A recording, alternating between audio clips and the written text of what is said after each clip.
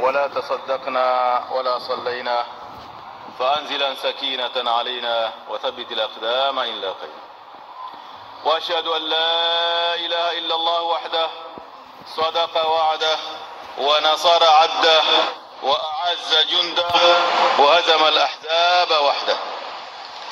وأشهد أن محمدا عبده ورسوله الذي جاء بكتاب كالشمس في ضحاها وبسنة كالقمر إذا تلاها، من تمسك بهما عاش في نور النهار إذا جلاها، ومن أعرض عنهما ضل في ظلمات الليل إذا يغشاها. اللهم صل وسلم على محمد وعلى آله وصحبه أجمعين. أما بعد، قال تعالى: أم حسبت أن أصحاب الكهف والرقيم كانوا من آياتنا عجبا. أم حسبت أن أصحاب الكهف والرقيم كانوا من آياتنا عجبا. Kisha ukiendelea mbele katika aya hizi kuna aya inasema innahum fityatun amanu bi rabbihim wazidnahum huda. Hao ashabul kahf wamefasiriwa kwamba innahum fityatun amanu bi rabbihim, haikusemwa innahum rijalun, innahum fitya. Ijapo tamko la rajul au rijal likija ndani ya Qur'an humaanisha watu wema. Rijalun sadaqu ma ahadullah alayhi faminhum man qala nahbahu wa minhum man yantazir. Wajaa rajulun min aqsal madina, wajaa min aqsal madinati rajulun yas'a. Likija tamko la rajul katika Qur'an au rijal inamaanisha watu wema. Allah ta'ala: innal insana la yatgha ar-ra'ahu istaghna awalam yara al-insanu anna khalaqnahu min nutfatin fa idha huwa khasimun mubin. Kwa hivyo tamko la insan ni kwa waovu, tamko la rijal na rajul ni kwa wema. Ndivyo ilivyo katika Qur'an. Lakini pamoja na hapo Allah subhanahu wa ta'ala aliwaita innahum fityatun amanu bi rabbihim. Hao ni vijana, hao ashabul kahf. Am hasibta anna ashabal kahfi warraqimi kanu min ayatina ajaba. Hao ashabul kahfi innahum fityatun amanu bi rabbihim wazidnahum huda. Hao ni vijana waliomuamini Mola wao tukawazidishia uongozi. Saidna Umar akislimu alikuwa na miaka 26, bado ni kijana. Saad bin Abi Waqqas akislimu alikuwa na miaka 17, bado ni kijana. Ali bin Abi Talib akislimu alikuwa na miaka 10, bado ni kijana. Ashabu Rasulillah asilimia kubwa wameslimu wakiwa wao ni vijana, kwa sababu vijana ndio wanaoleta mabadiliko. Si rahisi wazee kuleta mabadiliko. Waarabu wana msemo usema inna sifaha ash-shaykh la hilma ba'dahu wa inna al-fata ba'da as-safahati yahlami. Inna sifaha ash-shaykh la hilma ba'dahu, ujinga wa kizee hauna uwerevu tena. Wa inna al-fata ba'da as-safahati yahlami, lakini kijana anapokuwa mjinga baadaye huerevuka. Ujinga huu si ujinga kutojua mambo, ni ujinga wa kuingia katika maovu.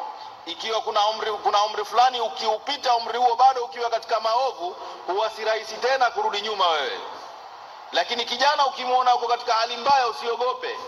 Ni rahisi kijana kwa kubadilika akaingia katika msimamo ulio mzuri. Inna sifaha ash-shaykh la hilma ba'dahu wa inna al-fata ba'da as-safahati yahlami. Kwa hivyo kijana ni muhimu sana katika Uislamu. Lakini ni vijana gani?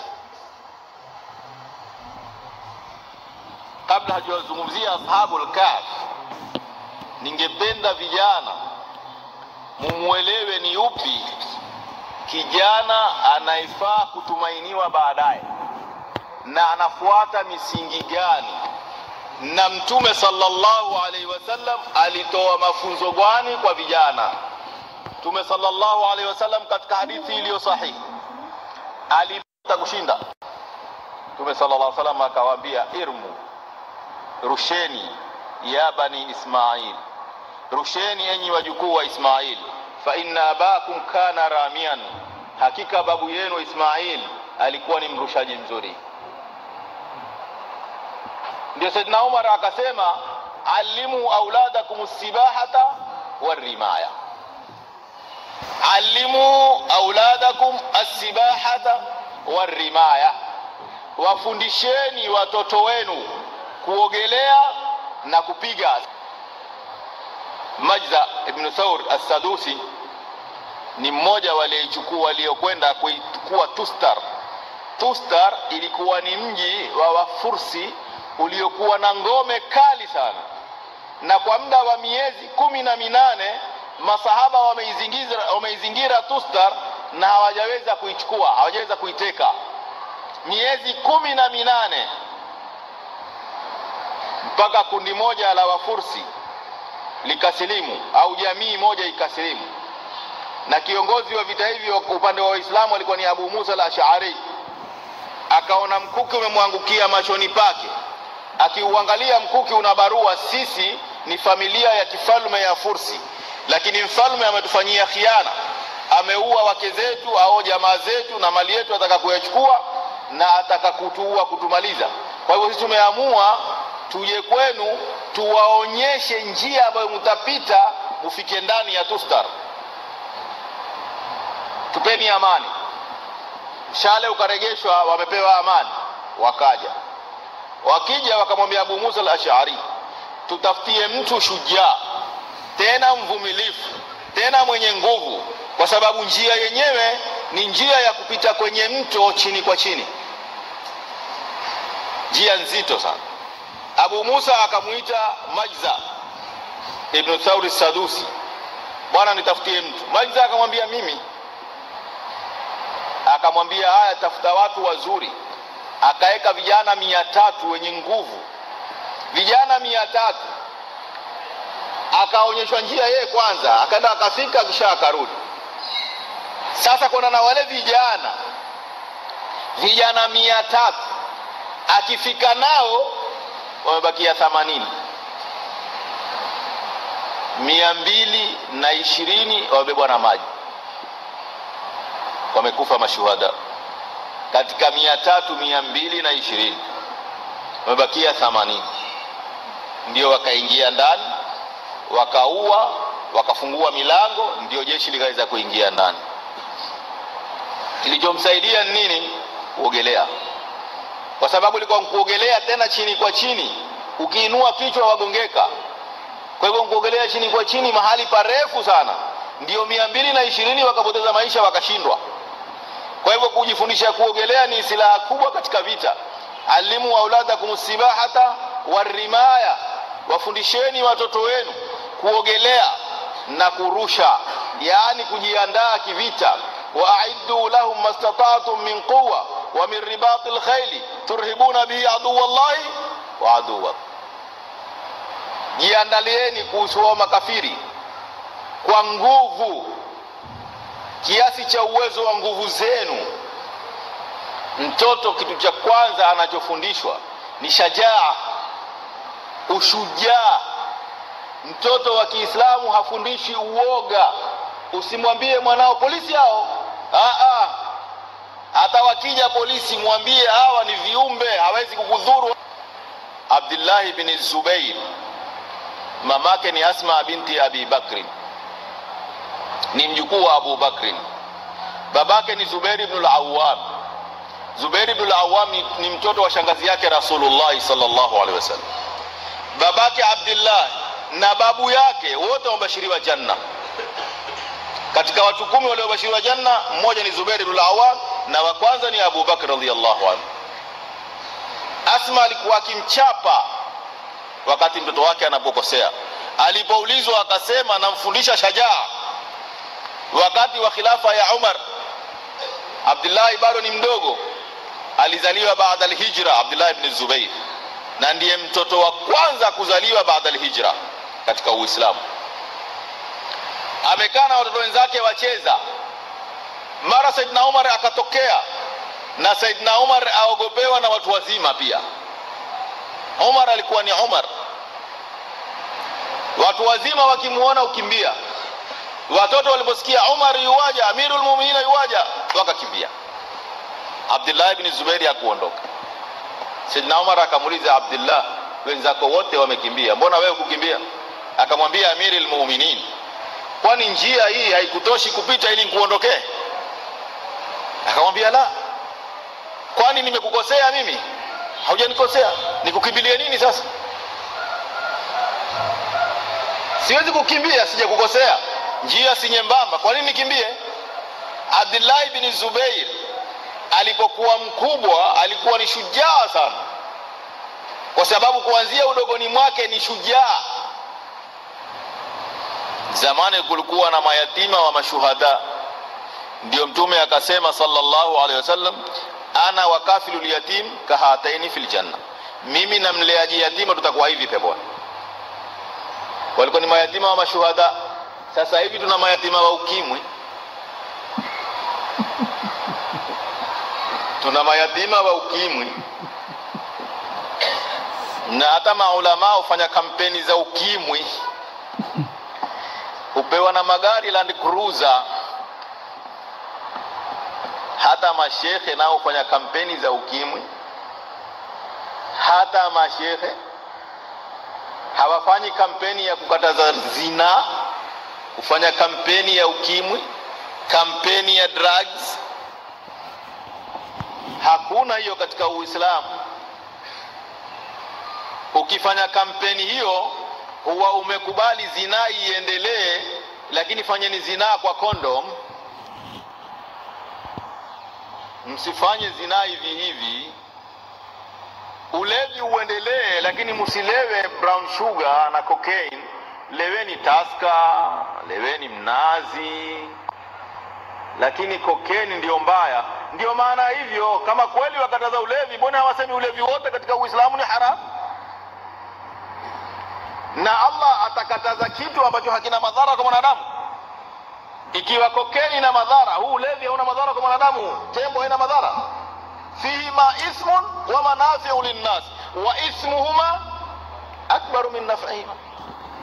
Lakini kwa vile Muamerika asema Tusker iache na whisky iache na nyingine ziache, kataza cocaine na brown sugar, na Waislamu cocaine na brown sugar. Kataza ukimwi, zinai kataze kwa kuzuia ukimwi, lakini watu wakiwa na girlfriend boyfriend haina tatizo. Mashehe upewa magari nao haya. Tena limeandikwa limetolewa donation na USA kwa sababu ya AIDS. Tuendapi Uislamu huu? Tuendapi sisi Waislamu? Kwa hivyo sivyo dawa za Uislamu, ndugu zangu. Vijana hawaambiwi hayo. Fanywaje vijana? Ulelewa alivyomlea Mtume sallallahu alaihi wasallam. Abdullah ibn Zubair kuanzia mdogo amelelewa na mashujaa, naye akawa shujaa mpaka ameuliwa akiwa shujaa. Aliyemuona Hajjaj ibn Yusuf al-Thaqafi, mamake amwambia usikimbie. Hao ndio waliolelewa.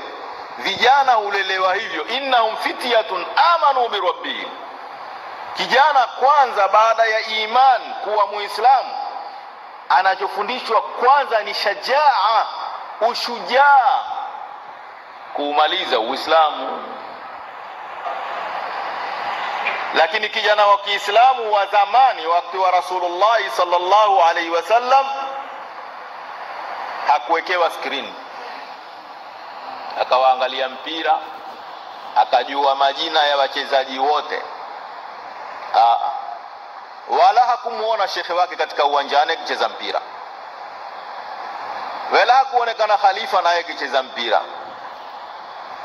wala haliwi la kuwakusanya vijana kuwafungulia mipira. Vijana hawakusanywi hivyo. Vijana hukusanywa kwa mauidha, wakakaa msikitini na kusomeshwa na funzo kubwa, na wampende Muislamu na anayeshirikiana naye. Alwala walbara ni nguzo katika tauhid. Kama huna alwala walbara, huna tauhid. Mayahudi walikuwa wakifundisha watoto wao wakati wa hijra kumchukia Rasulullah. Mtoto wa Kiyahudi akianguka, Mayahudi walikuwa wakimwambia huni ukorofi wa Muhammad. Akiteguka ni ukorofi wa Muhammad, mpaka mtoto katika akili yake, mtoto wa Kiyahudi aingia katika akili yake kwamba Muhammad ni mtu muovu sana na wengineo. Itakuwa hakuna. Subhanallah, mtu amejaa damu ya Muislamu, awalika Waislamu kufuturu na Waislamu huenda. Hawa Waislamu gani? Kwa hivyo jambo la pili au la tatu, kijana baada ya iman umfundishe shajaa na umfundishe alwala walbara. Hiyo ni tauhid. Ndio atakuja kama kuwa hawa innahum fityatun amanu birabbihim wazidnahum huda. Hao ni vijana waliomuamini Mola wao, nasi tukawapa uongofu zaidi. Kwa hivyo vijana wetu lazima tuwafundishe hayo. Kisha kijana afundishwe sunna ya Rasulullah. Awe hatonyoa. Muislamu hanyowi, uweka madevu. Afundishwe sunna hiyo.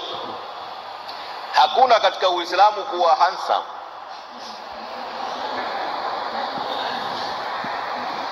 Mwanaume wa Kiislamu hutisha, apendezi, tisha. Ndio sunna ya Rasulullah. Mtume sallallahu alaihi wasallam alikuwa ana sura mzuri sana, alikuwa ana nywele mzuri sana, alikuwa ana pua mzuri sana. Nywele zake Rasulullah zilikuwa zikifika kwenye mabega na ndevu zikifika kwenye kifua. Ukimuona utamuona amependeza sana, ametoka kiume kabisa. Tunganganeni na sunna za Rasulullah. Jambo nyingine, kijana mfundishe ghaira ya dini yake, ghaira ya wanawake wake, mamake, dadake, mkewe, awe na ghaira nao. Hakuna katika Uislamu mwanamke amefedheheshwa wala ametajwa jina, awe mwema awe muovu. Katika Qur'ani pia hakutajwa jina mwanamke hata mmoja, isipokuwa Maryam peke yake.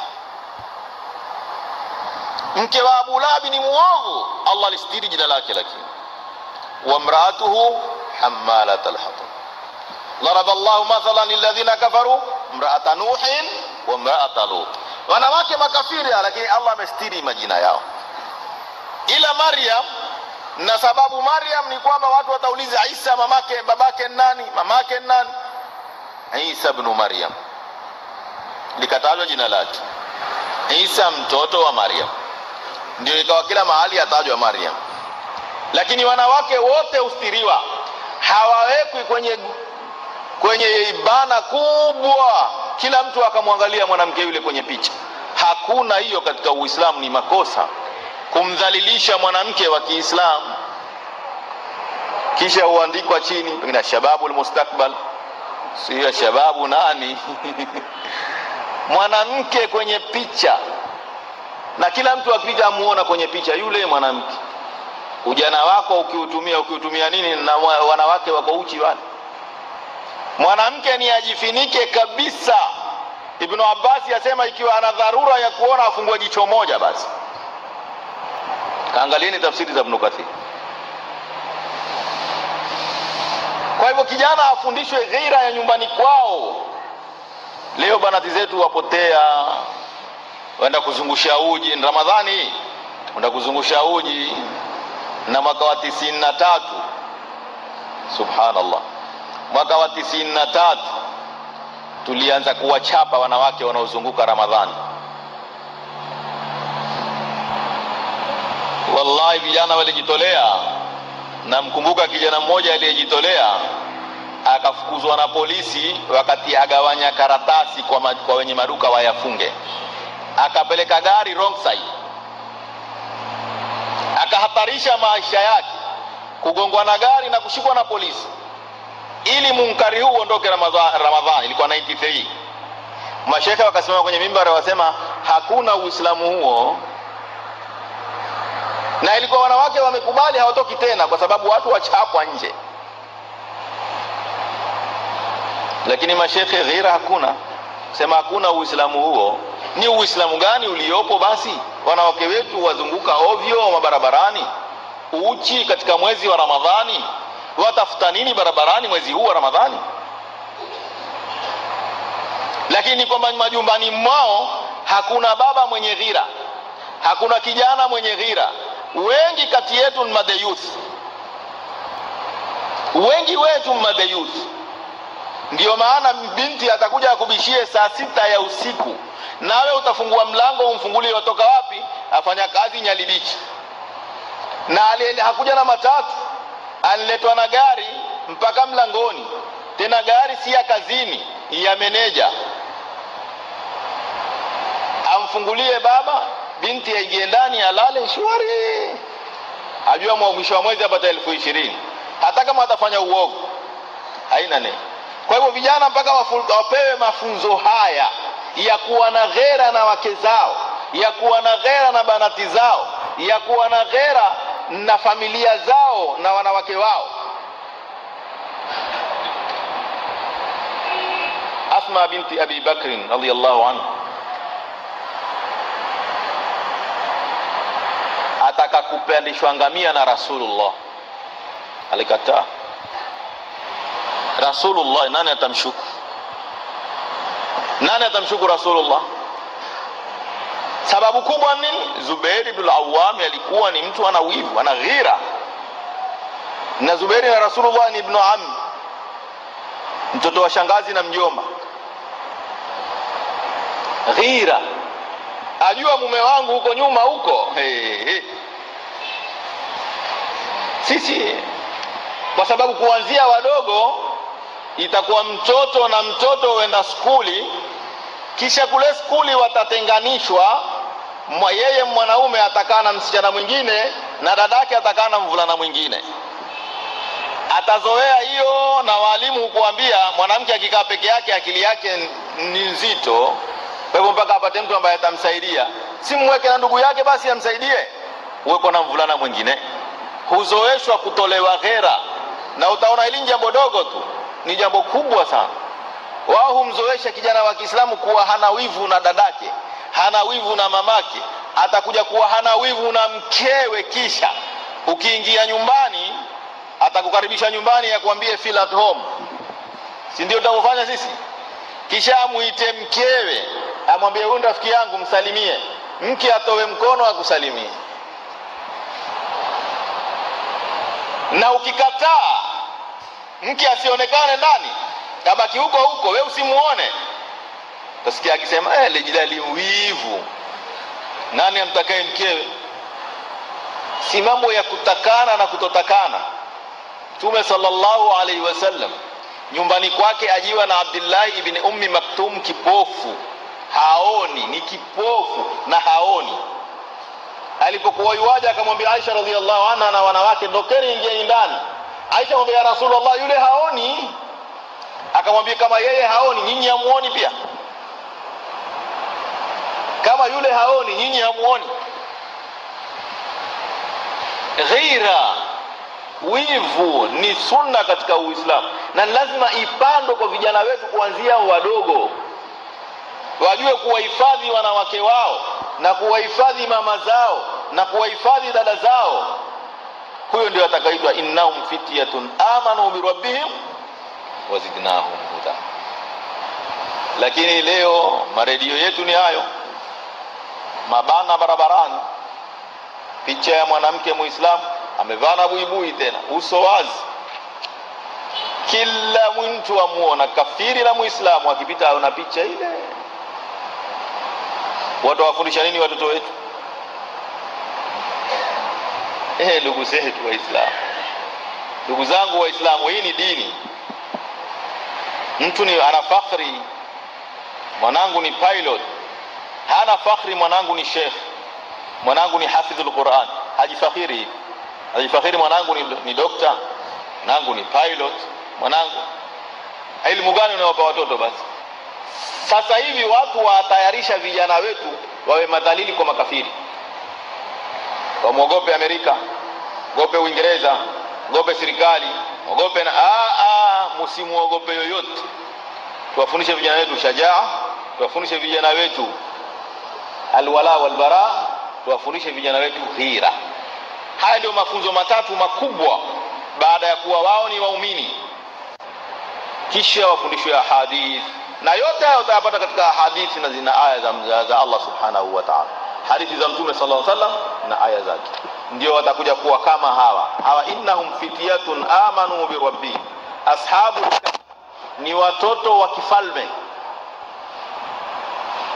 Ashabul kahfi hao nawasikia, ashabul kahfi walikuwa ni watoto wa kifalme, si watoto wa kawaida, ni watoto wa kifalme.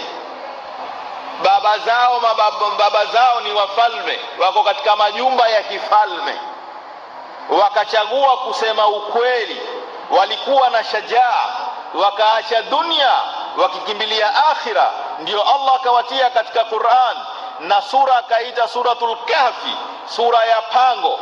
Wao akawaita ashabul kahfi, watu wa pangoni. Kisha akasema innahum fityatun amanu bi rabbihim, hao ni vijana waliomwamini Mola wao, kuacha ufalme, kuacha pesa, kutomjali mfalme, kutojali jeshi. Mafunzo kuanzia wadogo wapewa shajaa. Na utaona vijana wengi wa kifalme hufundishwa vita, siasa. Na ndio ukaona siasa zetu Kenya zenda kwa wale tu, hazendi kwa mwingine. Mtoto wa Odinga, mtoto wa Kenyatta, mtoto wa Mudavadi, hazendi kwa vile vinazunguka pale tu. Sisi hatufundishwi siasa. Siasa vita, lakini sisi hatufundishwi vita. Sijitafutie bwana. Na balaa gani sana? Leti ya balaa nyumbani, hakulaliki, kuwe tafashiza nini? Kwa hivyo ndugu zangu Waislamu, ilikuwa nataka kuwafahamisha tu nani kijana wa Kiislamu, na wanaolengwa sasa hivi ni vijana. Vijana ndio wanaolengwa, wazee hawalengwi tena. Sababu wazee hao kishaingia kwenye siasa watakufa kwenye siasa. Lakini vijana nyinyi mwajulikana wakati wote mtabadilika. Na ulimwengu sasa hivi wazunguka. Na kuzunguka kwenyewe wazunguka Uislamu wajana kasi sana. Na Uislamu unakuja kama ule wa Rasulullah. Vijana wa mbeleni tunawatarajia ni hao mashujaa. Sio kijana wa Kiislamu tunamtarajia, lakini akimuona polisi kama malakul mauti yeye atafuta pa kukimbia. Nikiwaambia haya ili tumalize, watu warudi makazini mwao, waambiwa yule awatosa tu, mbona yashiku?